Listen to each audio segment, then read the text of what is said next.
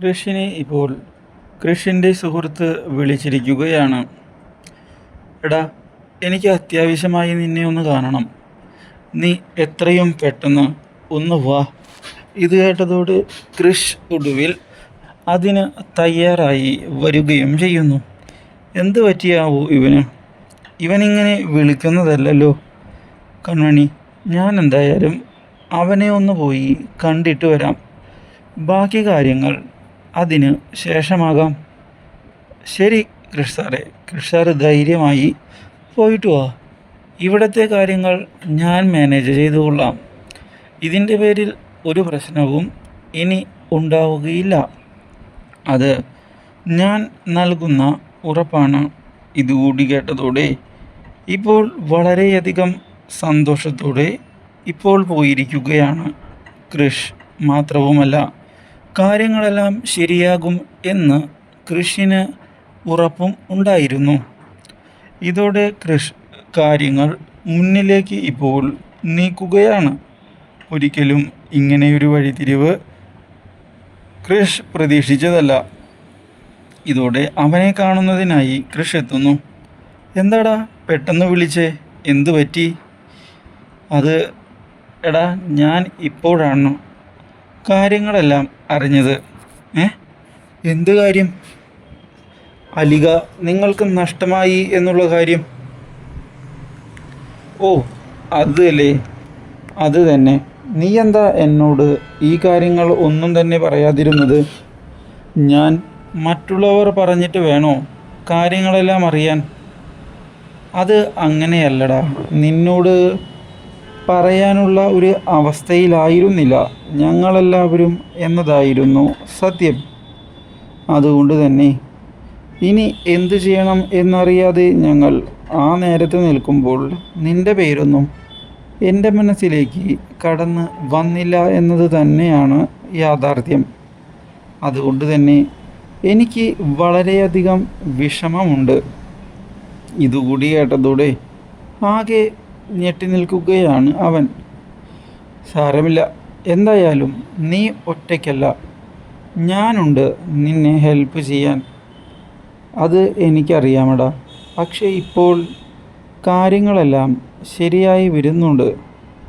ഞാൻ അതിനു വേണ്ടി കാര്യങ്ങൾ മുന്നിലേക്ക് പ്ലാൻ ചെയ്തുകൊണ്ട് തന്നെയാണ് പോകുന്നത്.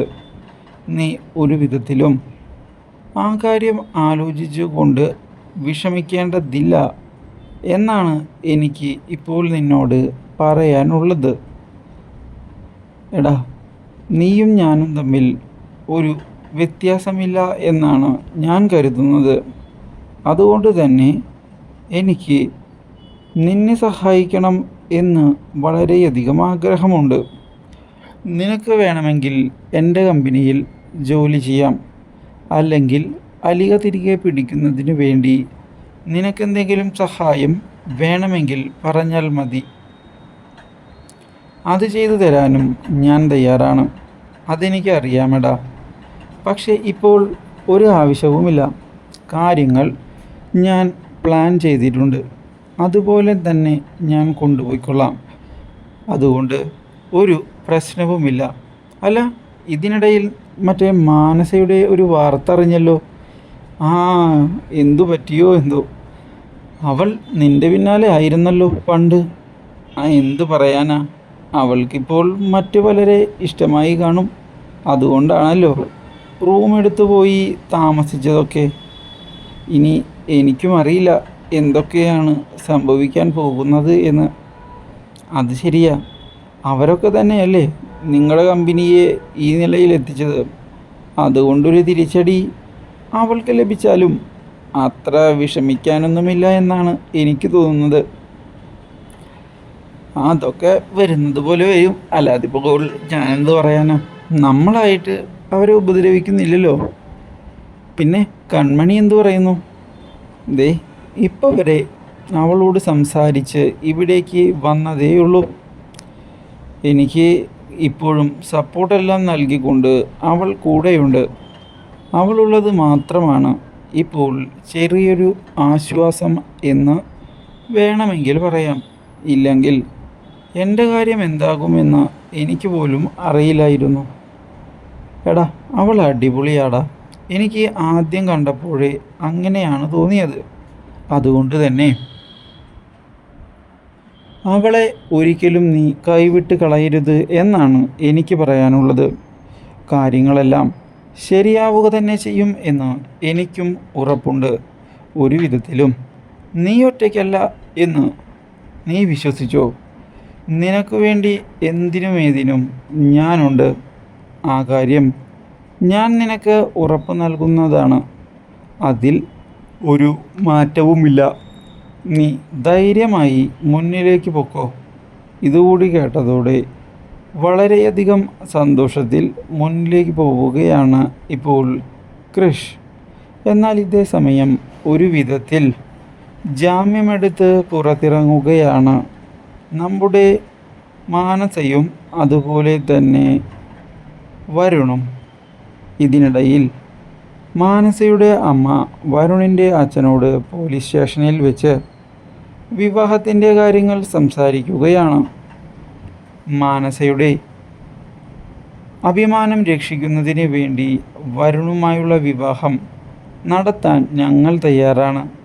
ഇത് കേൾക്കുന്ന ജയമോഹൻ, ദേ എടുത്തു ചാടിയ ഒരു തീരുമാനം ഇപ്പോൾ എടുക്കണ്ട. മതി അച്ഛനും മകളുടെയും പ്ലാനിങ്. ഇത്രയും നാൾ നിങ്ങൾ പ്ലാൻ ചെയ്ത് കാര്യങ്ങൾ കൊണ്ടുപോയി. പക്ഷേ ഇനി അത് പറ്റില്ല. അത് ഞാൻ ഉറപ്പിച്ച കാര്യമാണ്.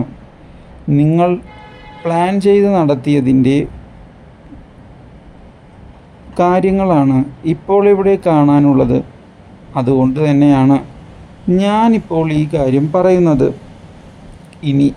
ഇനി മേലാൽ ഇതുപോലുള്ള പ്രശ്നങ്ങൾ ഉണ്ടാകാൻ പാടില്ല. അതുകൊണ്ടാണ് കാര്യങ്ങൾ ഇനി ഞങ്ങൾ വിചാരിച്ചതുപോലെ തന്നെ നടത്തണം. ഞങ്ങൾ വിവാഹത്തിന് തയ്യാറാണ്. കാര്യങ്ങൾ വേണമെങ്കിൽ മുന്നിലേക്ക് കൊണ്ടുപോകാം. ഇത് കേട്ടതോടെ വരുണിൻ്റെ അച്ഛൻ എന്തു ചെയ്യണമെന്നറിയാതെ നിൽക്കുകയാണ്. വരുണാണെങ്കിൽ ഇനി കൺമണിയെ കിട്ടിയില്ല എങ്കിൽ മാനസയെങ്കിൽ മാനസ, അത് മതി എന്ന നിലയിൽ മാനസയെ നോക്കുകയാണ്. ഇത് കണ്ട് മാനസിക അങ്ങ് കലിപ്പാവുകയാണ്. ഈ വിവാഹത്തിന് എനിക്ക് താല്പര്യമൊന്നുമില്ല. ഞങ്ങൾ തമ്മിൽ അങ്ങനെയൊരു ബന്ധമില്ല എന്ന് ഞങ്ങൾക്കറിയാം. നീ എന്തൊക്കെയാ പറയുന്നത്? ഈ നാട് മുഴുവൻ അറിഞ്ഞു കാര്യങ്ങൾ. അപ്പോഴാ നിൻ്റെ ഈ ഒരു തീരുമാനം. ഇതൊന്നും അങ്ങനെ വിട്ടുകളയാൻ പറ്റുന്ന ഒരു കാര്യമല്ല എന്നാണ് എനിക്ക് പറയാനുള്ളത്. ഇത് കാരണം ഒരുപാട് പ്രശ്നങ്ങൾ ഉണ്ടാകാനും പോകുന്നുണ്ട്. എന്ത് പ്രശ്നമായാലും അത് ഞാൻ നേരിട്ടുകൊള്ളാം. ആരെയും സഹായിക്കണം എന്ന് പറഞ്ഞ് വിളിക്കാൻ ഞാൻ തയ്യാറല്ല. ഇത് എൻ്റെ ജീവിതമാണ്. അത് എങ്ങനെയാണ് കൊണ്ടുപോകേണ്ടത് എന്നൊക്കെ എനിക്ക് കൃത്യമായി അറിയാം. ഇതിൽ ആരുടെയും സഹായം എനിക്ക് വേണമെന്നില്ല എന്നാണ് എനിക്ക് പറയാനുള്ളത്. എന്തായാലും ഞാനിനി കാര്യങ്ങൾ മുന്നിലേക്ക് കൊണ്ടുപോകും എന്ന് വ്യക്തമാക്കുന്ന അവൾ വിവാഹമൊന്നും നടക്കാൻ പോകുന്നില്ല എന്ന് തുറന്നടിച്ചിരിക്കുകയാണ്. ഇത് കേട്ടതോടെ ജയമോഹൻ മുന്നിലേക്ക് വരുന്നു. കാര്യങ്ങളെല്ലാം പിന്നീട് തീരുമാനിക്കാം. ഇപ്പോൾ വേണ്ടത് ഇവരെ ജാമ്യത്തിലെടുത്ത് തൽക്കാലത്തേക്ക് ഇവിടെ നിന്ന് പുറത്തു കടക്കുകയാണ്. ബാക്കി കാര്യങ്ങൾ വഴിയെ, അതിൽ ഒരു മാറ്റവുമില്ല. ഇതോടെ നീക്കങ്ങൾക്ക് പുതിയൊരു വഴിത്തിരിവ് ഉണ്ടാവുകയാണ്. ഒരു വിധത്തിൽ തടി തപ്പുകയാണ് മാനസയും കൂട്ടരും പോലീസ് സ്റ്റേഷനിൽ നിന്ന്. ഇങ്ങനെയൊരു വഴിത്തിരിവ് സ്വപ്നത്തിൽ പോലും ഉണ്ടാകും എന്ന് ആരും പ്രതീക്ഷിച്ചതായിരുന്നില്ല എന്നതായിരുന്നു യാഥാർത്ഥ്യം. ഇതോടെ തൻ്റെ അച്ഛനോട് ആ കൃഷും കൺമണിയും ചതിച്ചതാണ്. അവർക്കുള്ള തിരിച്ചടിയാണ് കൊടുക്കേണ്ടത്. അല്ലാതെ എൻ്റെ വിവാഹം നടത്തലല്ല. അവർ ബുദ്ധിപൂർവം എന്നെ ട്രാപ്പിലാക്കി. ഓ, അങ്ങനെയാണല്ലേ. എനിക്കും തോന്നിയിരുന്നു ആ കൺമണിയുടെയും കൃഷിൻ്റെയും ആക്ടിങ് കണ്ടപ്പോഴേ. അതെ, ഒന്നും അറിയാത്തതുപോലെയുള്ള അഭിനയമായിരുന്നു കാഴ്ചവെച്ചത്. എന്നെ കുടുക്കി കഴിഞ്ഞു. ഇനി എന്തു പറയാനാ? ഇതിനൊരു തിരിച്ചടി കൊടുത്തേ പറ്റൂ. അതിന് എന്ത് വേണമെങ്കിലും ചെയ്യാൻ ഞാൻ തയ്യാറാ. അത്രയധികം ഞാൻ നാണം കെട്ടു. ഇനി എനിക്ക് പ്രതികാരം ചെയ്ത് മതിയാകൂ. ഇത് കേട്ട് ജയമോഹൻ സപ്പോർട്ട് നൽകാൻ തയ്യാറായിക്കൊണ്ട് മുന്നിലേക്ക് ഇപ്പോൾ കടന്ന് വരുകയാണ്. കൂടുതൽ അപ്ഡേറ്റ്സിനായി ചാനൽ മറക്കാതെ സബ്സ്ക്രൈബ് ചെയ്യുക.